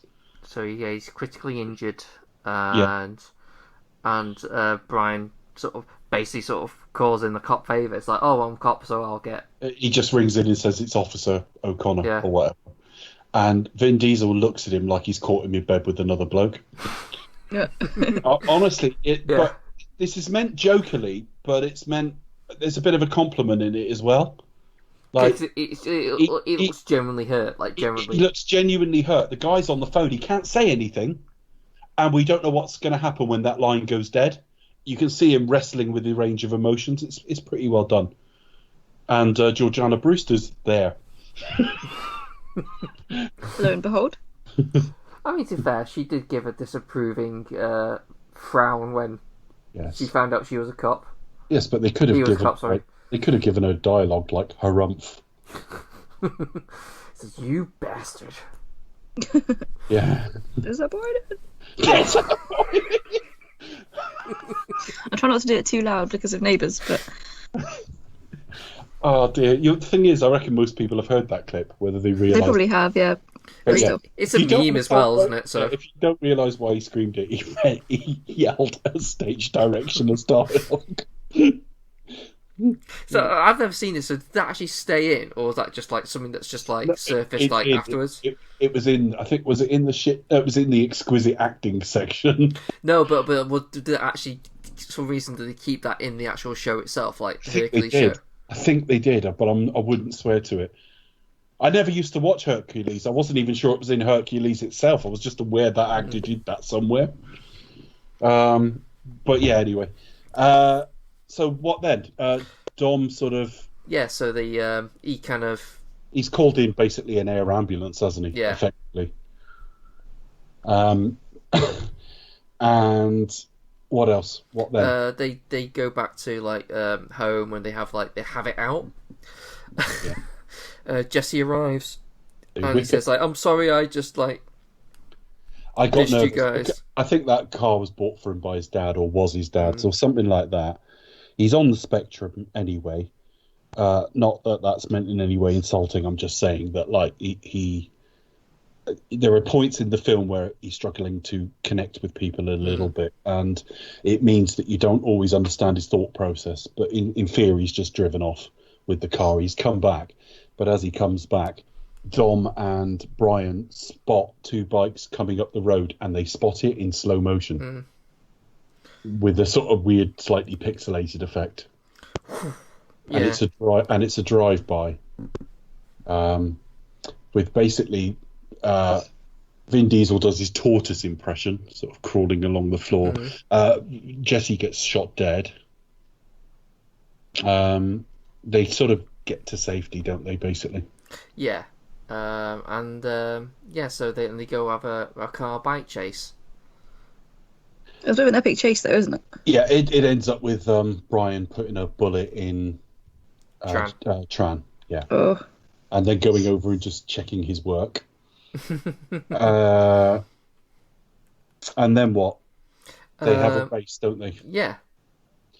And this is so funny. They have a race. He said, "I used to race this when I was a kid. Those lights down there are a quarter of a mile exactly. We'll race from here." So he races in his Charger because he's jumped in the Charger to pursue anyway. So first time he's ever driven it. Brian's in this like Supra. And they decide to have a race, and they've got to race past that line before the sort of thing comes down and the train goes across. Yeah. But what I love about it is they do it just. Dom's car's falling apart, but what I love then is Dom basically smacks into a car, almost like Back to the Future. Marty's not accident. He didn't. I thought that too. Yeah. But the reason he doesn't spot that car coming out is because he's gazing lovingly at Paul Walker. He's literally distracted. And all I could think of is, back in the 70s, my dad had like a share in a car, because not everyone had cars then. And I think it was shared with like my grandparents or something. Like they used to have it for certain days of the week. I don't know how that arrangement worked, but all I know was, he went out in the car one day and he came back having fucked the car up completely. He'd scraped all the way down and dented all the way down one side of the car. Now, if that was me, I'm quite an honest person, but I think I'd have made some shit up if the truth was what it actually was, which was he's driving along. I'm walking along. This is turning into that fat Patrick Stewart fucking story. I thought I'd like to see her naked. No, he saw suddenly her clothes fall off. No, he saw this woman from like and the I back. see everything. No, that's all I could think. I'm driving along, and But it's too late. I've seen everything by saw then. this woman, and she looked quite stunning from the back. He said, right, and as he went past her, he thought, I wonder if she's as nice from the front as she is from the back. So as he drove past her, he turned left, but turned the wheel at the same time and scraped down a row of cars. And then he had to go back to explain to his relatively new wife's parents what had happened. And my dad, being my dad, just walked in and went, "Yeah, I was just looking at some blonde." And yeah, so yeah, sex appeal costs lives. That's why I don't have any. Well, there we are. So, but then, it went to credits in a bit of a strange place, because it's like, are they still mates, or I don't know, right? Because he gives Dom like, he basically lets Dom go, doesn't he? Yeah. But Becca said there was a post-credit scene, and I didn't know. Oh, I didn't know. No, I sort of wondered, I wonder if there is, because I know that was kind of like, obviously Marvel really popularised it, but it kind of wasn't much like a thing as it is now. And I kind of thought, I wonder if there is like an end credit scene, and there's right at the very end, I think on some, I don't have the home release, but yeah, there is an end credits on this one. Don't really lose much, kind of see him. Right, here we go. Here's the line, Dave. Who's going to do it? You or me? Apparently, all I could think is Becca said you see him driving the Charger through Baja, and all I could think was, Baja? I ain't got anything in Baja. Baja. Literally, a bunch of us did like a Bond quiz, and there was a section about Diamonds Are Forever, and literally all of us went like, Baja. I'm glad we're not the only one. I don't have anything Baja. Yeah. So I'm glad I'm not the only one. So yeah, but I've only ever heard of Baja twice because I'm not from that country. I've heard Baja, lots of places, but there's a few places Baja, I haven't heard Mexico. from, and I've only ever heard of it in that context. But anyway, so yeah. So and basically, you just see him drive through Mexico, basically. yeah, it's just I thought Baja was in California, but I don't know, whatever. Baja, Mexico. All right, fair enough. So I didn't see the scene. So anyway, the point is, yeah, that's it. It's just showing he's away and free and bonded with this car. That'll become a big deal for him through the rest of the series. Yeah, he's bonded with Brian's car. Well, yeah, the Charger, actually. But I think it is. But anyway. Oh, no, because his car's fucked. Maybe he came back and got it. Is he in the Charger in the post-sequence? No, he's in Brian's. He's in the red car, basically. Oh, well, that's not as meaningful at all.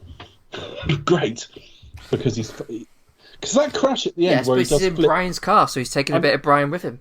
He's inside a bit of Brian. Yes. That crash he has when he's like, oh, he's a nice young man, right? Yeah. He does flip several times, and you can quite clearly see there's a man in there, and a bald man at that. So they've either used a very convincing dummy or someone's in that car for some of that accident, because it is shot from a couple of different angles. So yeah, it's quite impressive. That was the Fast and the Furious, folks. We're underway. We are well underway.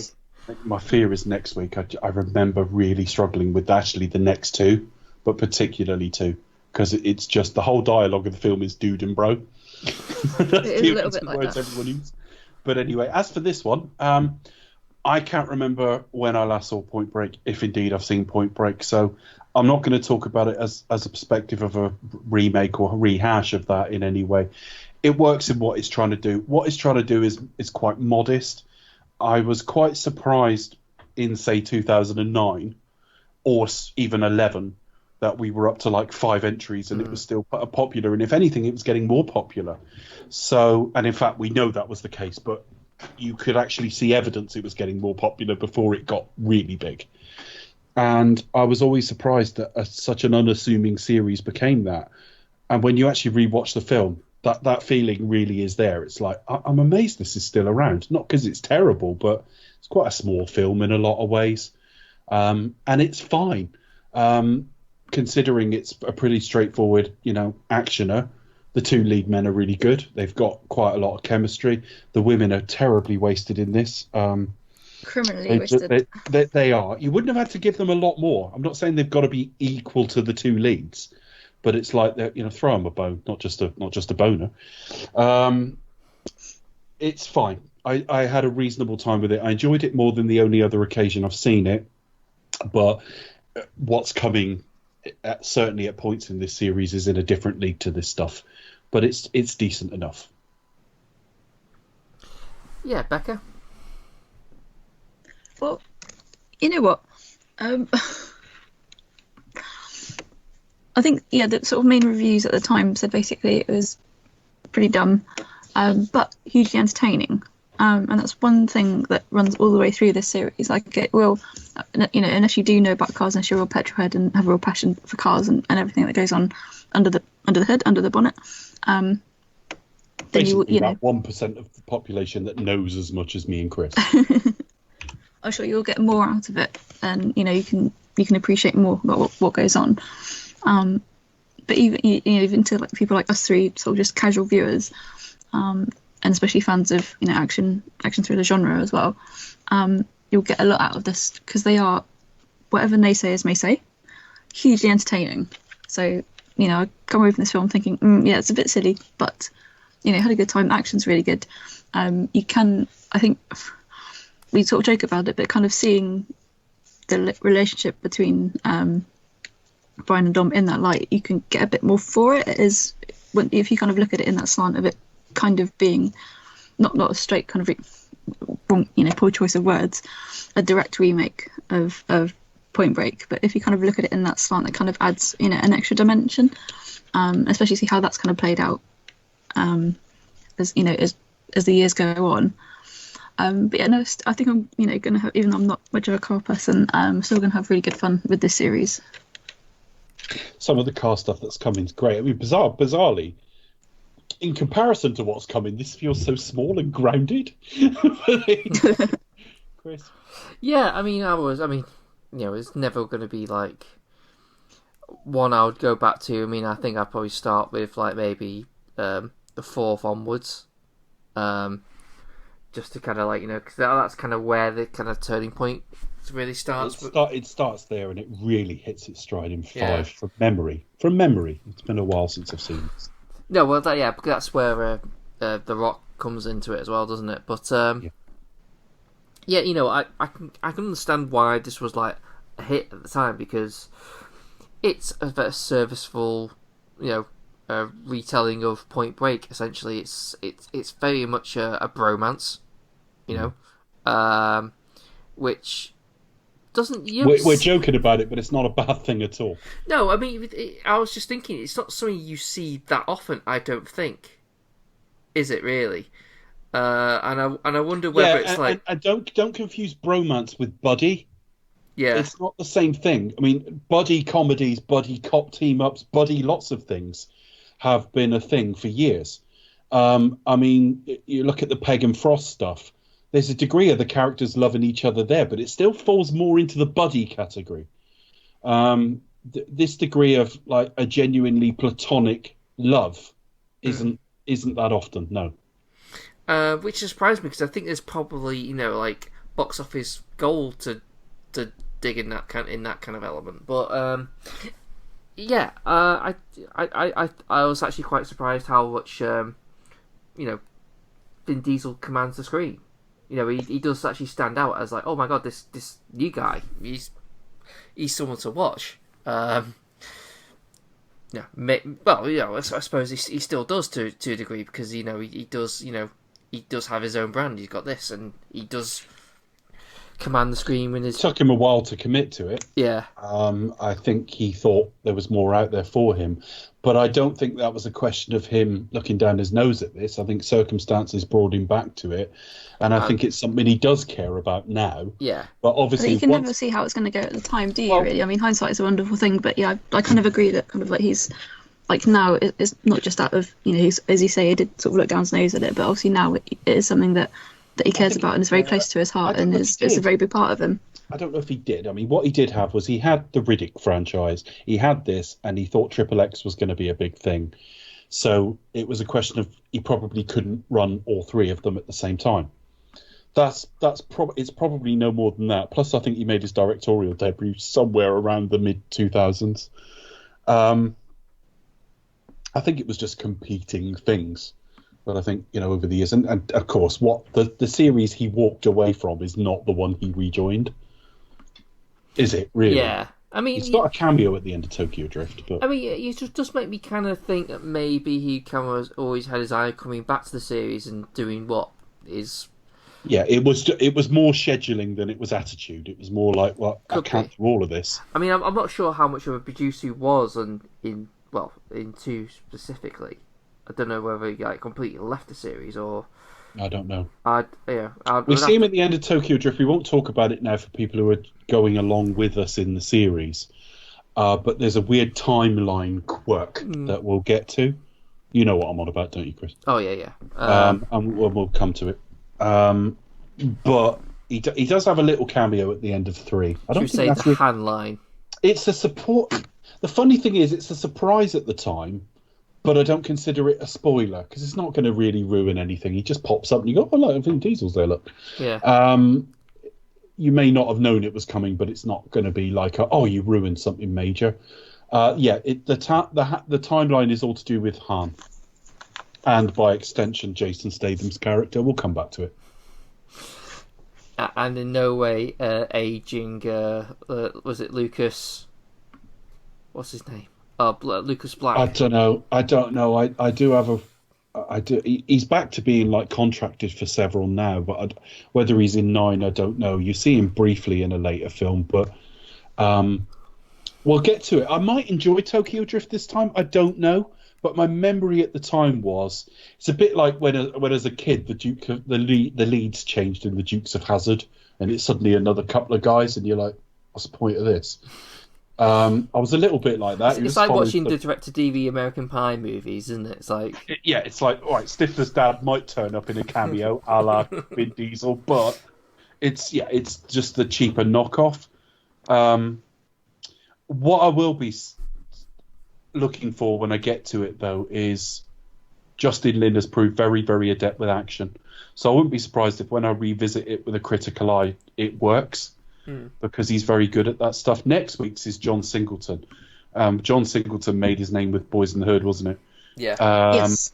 But when you look at his career, I mean, he died very, very young. He died not that long ago, in his 50s, I think he was. And we'll talk more about John Singleton next week. But when you look at his filmography, he didn't deliver what was promised.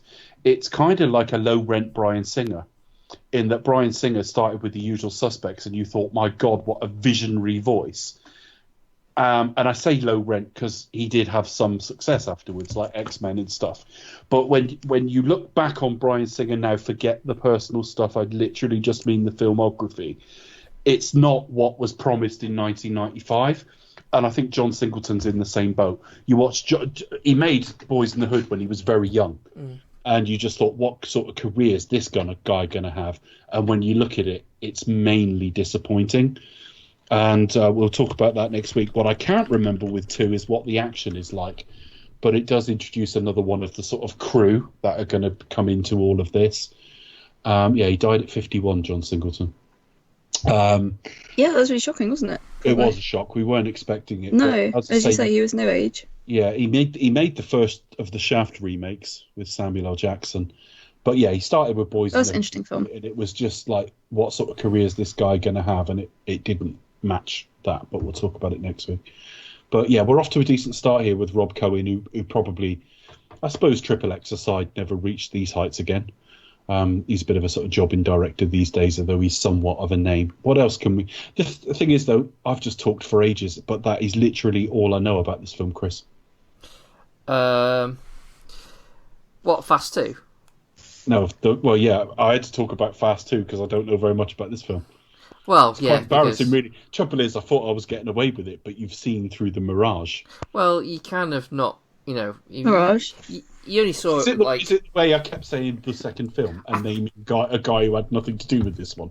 I think it's because you you saw it in cinema release. I think it's probably led to it. Because I hadn't seen it on cinema release. I saw it on DVD like you. So maybe if we hand our expertise over to someone else who's seen it on DVD recently. So you're saying once again that our best path to... I'm saying third time's the charm. That's what I'm saying. What you're saying is basically find someone who knows literally about as much as us, and they'll teach us loads. Yes. That's a great idea, Becca. Let's do that.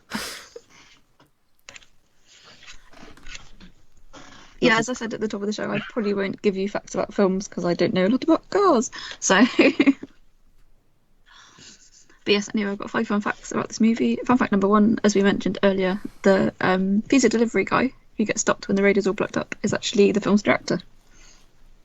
In a kind of Hitchcock cameo like we mentioned about last time. Yeah, but he actually directed it, so I'm all right with that. Yeah, so it's all right. Yeah. I just think it's quite fun. It's not important, it's a fun thing. Everyone, likes to have a go and try and do that. Why not? Fun fact number 2, music in the film was created by BT, no, not that one, aka Brian Transit, largely known as the pioneer of EDM. So he had a hit song in 2003 called, I can't pronounce the name, Somnambulist, Simply Being Loved. And he sort of pioneered within that genre of music, like a stutter edit. I was one of the first people to use it in music. I think... I don't know if it's still, because I haven't kept up to date with it, unfortunately.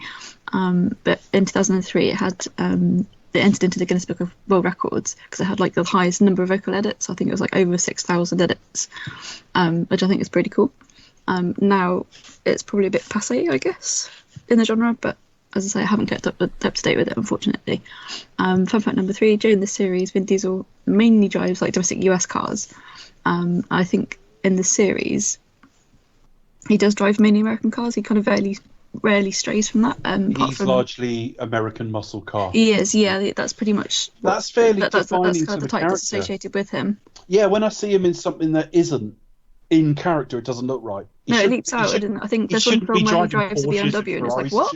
Yeah, no, it fits the character. He's American muscle. It really does, yeah. Obviously, he's come driving is something that is very personal to him.